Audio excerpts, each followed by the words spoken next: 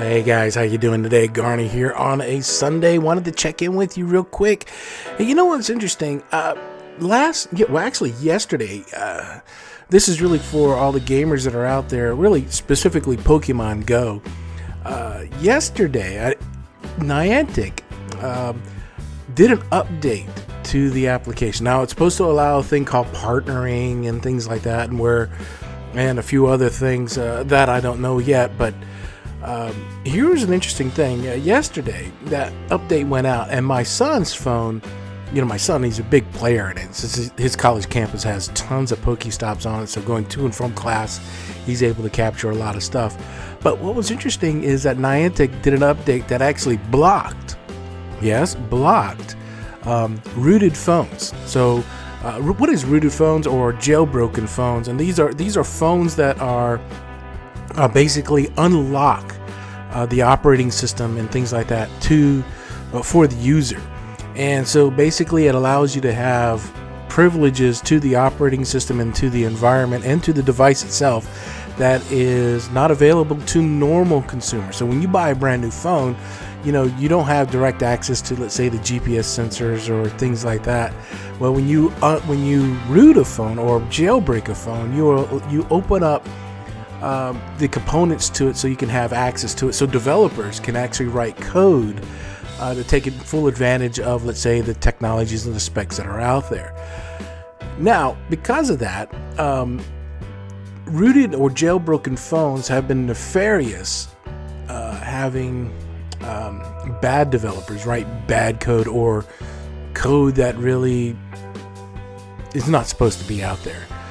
Let's just call them hacks or cheats. And to give you a specific example, in Pokemon Go, some of you guys may know this if you follow it, but if you don't, if you have a rooted phone, let's say prior to yesterday, there was this application you can actually install to spoof the GPS.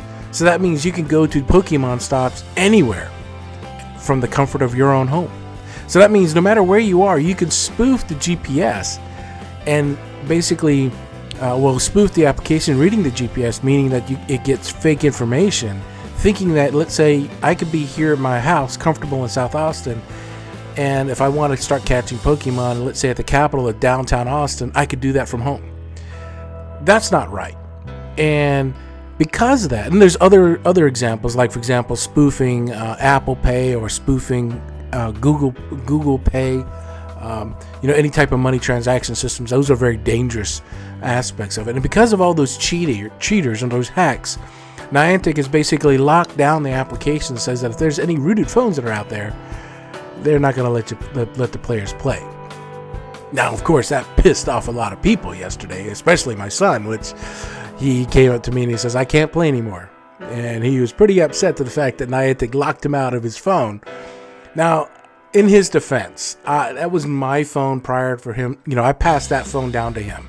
And yes, I did unlock it. I did root it, and basically it gave him access to the device that's typically not for other users. Now, he doesn't take full advantage of it, and he's not a bad guy. He is not going out there and spoofing payment systems or spoofing GPSs or anything else like that. He just, I just gave him access to a great device. Well, because of this change yesterday, we frantically was trying to figure out, because he spent hours on this thing, and he absolutely loves the game. So yesterday, I had to spend time unrooting his phone and putting it back into what they call stock mode, which means as if it was coming straight out of the box.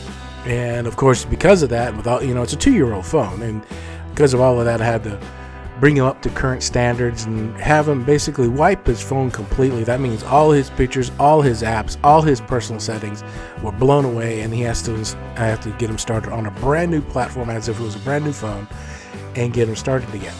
But the positive thing throughout of all of that, guys, is that he's up and running. Now, the reason why I wanted to bring this up is, it's interesting because now more and more these days that we have the opportunities to take advantage of the specs that are on the phone. And because security is such a big issue on these devices, companies are locking these things down. That's why when you buy a phone, you don't have direct access to a lot of things. You just have whatever the operating system gives you.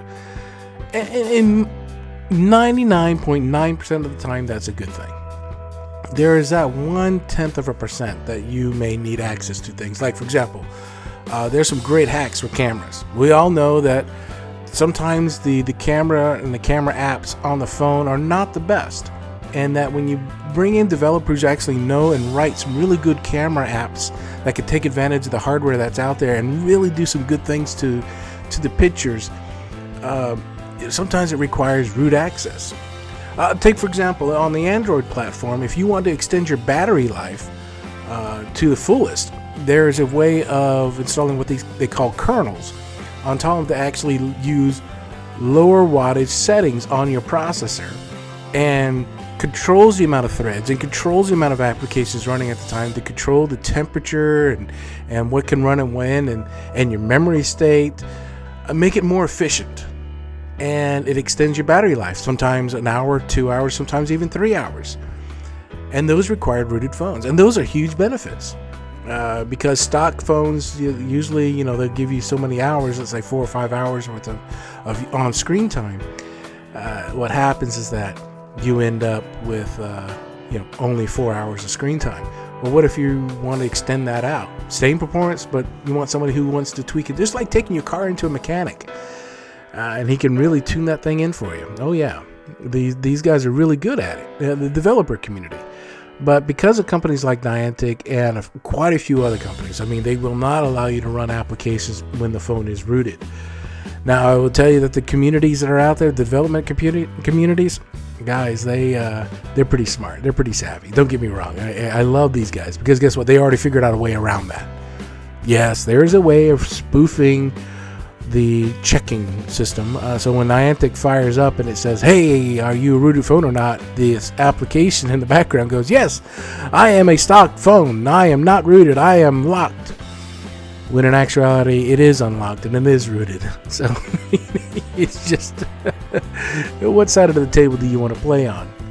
Now, of course, this is the constant struggles between community development versus corporate development and things like that. And it's a fascinating world to watch and see. So anyway, guys, I thought I'd just share that with you today. If you're a Pokemon player and you're absolutely loving that, and you have not updated it on the Android side, just know if you are a rooted device on the Android platform, do not update to the latest version of Pokemon. The reason, now granted, you're going to miss out on a lot of the capabilities and the new functionality that comes with the application, but it will stop you from playing. So just beware, just be forewarned. Anyway, guys, I'm closing out with you on Sunday here. I thought I'd just share that with you because I thought that was interesting, because my son and I, we stayed up to all hours of the morning this morning fixing his phone. It was no more than 6 hours when the patch was released that he updated it automatically and came through that situation. And yeah, within a couple of hours, we were able to fix it and get him back to where he is. And in fact, he's got the latest software and everything on there, which is great. It's just now he can play. So, public service announcement from Garnie. Anyway, have a great day, guys. If you like what I'm doing, get that like button out there. And if you're new to my channel, hit that subscribe button, because I'm always looking for new friends to join me on. So come on, let's have some fun together. So until then, guys, we'll talk to you tomorrow. Peace.